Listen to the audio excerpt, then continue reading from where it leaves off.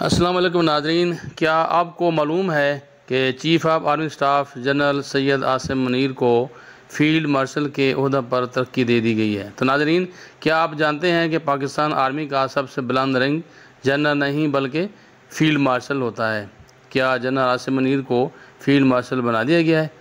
आज की खोज कहानी में हम आपको यही बताएंगे कि फ़ील्ड मार्शल बनने का असल मेयार क्या है, पाकिस्तान की तारीख में ये रैंक किसको मिला और क्या वाकई जनरल आसिम मुनीर इस मुकाम तक पहुंच चुके हैं। तो दोस्तों, मैं हूं मुश्ताक अहमद और अपने YouTube channel the world knowledge 144 से आपके लिए लाया हूं एक नई खोज कहानी। फील्ड मार्शल दुनिया भर की अफवाज में एक एजाजी और गैर मामूली रैंक है जो अमूमन जंगी फतूहात, गैर मामूली अस्करी खिदमत या रियासत के साथ खसूसी तल्लुकात पर दिया जाता है। पाकिस्तान आर्मी में इस रैंक की कोई रेगुलर प्रमोशन या सर्विस लाइन तो मौजूद नहीं है। ये रैंक किसी ख़ास मेयार या मुद्दत के बाद खुद ब खुद भी नहीं दिया जाता है।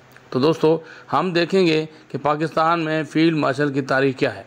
पाकिस्तान में आज तक सिर्फ एक शख्स को फ़ील्ड मार्शल का रैंक दिया गया, जनरल मोहम्मद अयूब ख़ान। 1958 में जब उन्होंने मुल्क में मार्शल लॉ नाफिज किया और सदर बने तो उन्हें फ़ील्ड मार्शल का एजाज़ी रैंक दे दिया गया और इसके बाद किसी और जनरल को यह रैंक नहीं दिया गया और न ही किसी बाकायदा तरीक़ेकार का ऐलान किया गया।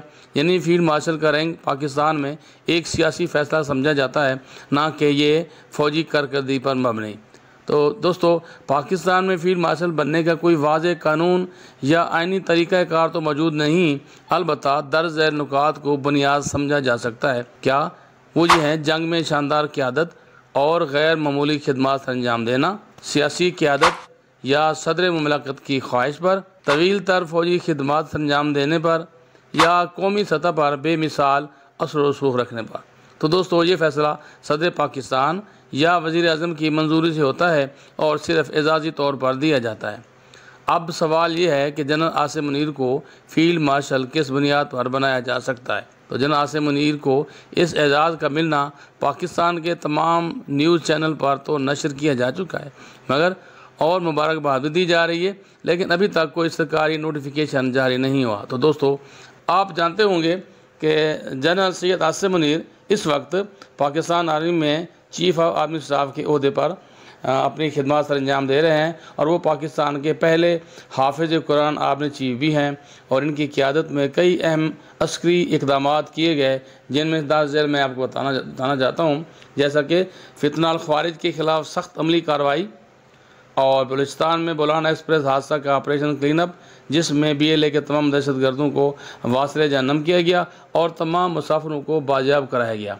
तो सबसे अहम मार्का भारत की जानिब से मासूम पाकिस्तानी बच्चों और बेगुनाह अवाम पर रात के अंधेरे में मिज़ाइल गिराकर ऑपरेशन संदूर का ढोंग रचाया गया, जिसके जवाब में जनरल आसिम मुनीर की आनी अस्करी क़यादत में ऑपरेशन बुनियान मरसूस के दौरान भारत को तारीखी शिकस्त का सामना करना पड़ा, जो कि जनरल सैयद आसिम मुनीर का एक अजीम कारनामा समझा जाता है। तो दोस्तों, इसलिए आपकी गैर मुतज़लज़ल अस्करी और कौमी खिदमत के पेश नज़र आपको फ़ील्ड मार्शल का एजाज़ी रैंक दिया गया, जो सिर्फ एक फ़ौजी एजाज़ ही नहीं बल्कि एक कौमी अलामत भी है। और इस तरह जनरल सैयद आसिम मुनीर पाकिस्तान के दूसरे फ़ील्ड मार्शल बन गए हैं।